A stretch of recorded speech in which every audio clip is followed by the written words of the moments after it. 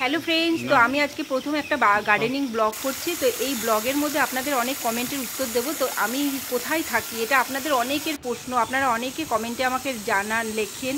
তা আমি কিন্তু চিত্তরঞ্জন থেকে প্রায় 1 কিলোমিটার দূরে একটা গ্রামে, মানে সেটা হচ্ছে কল্যাণ গ্রাম জায়গাটার নাম, সেইখানে থাকি। তো কিন্তু আমি এখন যে এখানে এসেছি সেটা হচ্ছে চিত্তরঞ্জন।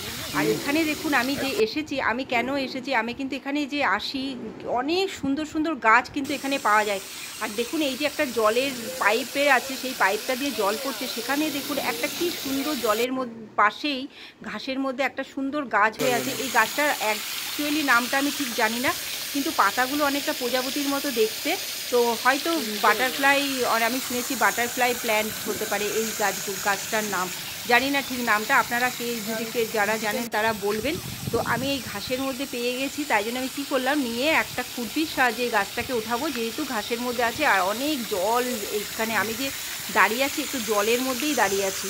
তো যাই হোক, জলটা কিন্তু খুব পরিষ্কার আর খুব সুন্দর জলটা দেখতে, অনবরত এটা কিন্তু খাওয়ারও জল। তো আমি এই গাছটাকে দেখুন আমি উঠিয়ে নিলাম, উঠিয়ে আমি একটু জলের মধ্যে ধুয়ে নেবো, প্রচুর কাদা লেগে আছে।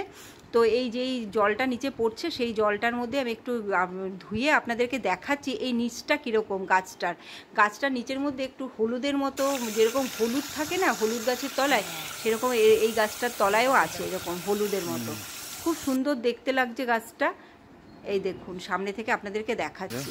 তো আমি ওটাই বললাম, এই কমেন্টের উত্তরের জন্য আমি এই ভিডিওটা করেছি। তো আমি এবার গাছটাকে নিয়ে বাড়িতে গিয়ে এই গাছটাকে প্রতিস্থাপন করে দেখাবো। আর এই গাছটাকে দেখে মনে হচ্ছে যে হ্যাঙ্গিং বাস্কেটে কিন্তু খুব ভালো হবে দেখতে। গাছের পাতার কালারটাও যেরকম সুন্দর, দেখতেও খুব ভালো। আর দেখুন এই দেখুন নিচে কি সুন্দর, এই থেকেই নিচের যে হলুদের মতো আছে, এখান থেকেই মনে হয় আরও অনেক গাছ এর রেডি হয়ে যাবে। তো এবার আমি দেখুন হ্যাঙ্গিং বাস্কেট নিয়েছি, নিয়ে আমি এখানে মাটিটাকে খুঁড়ে নিচ্ছি।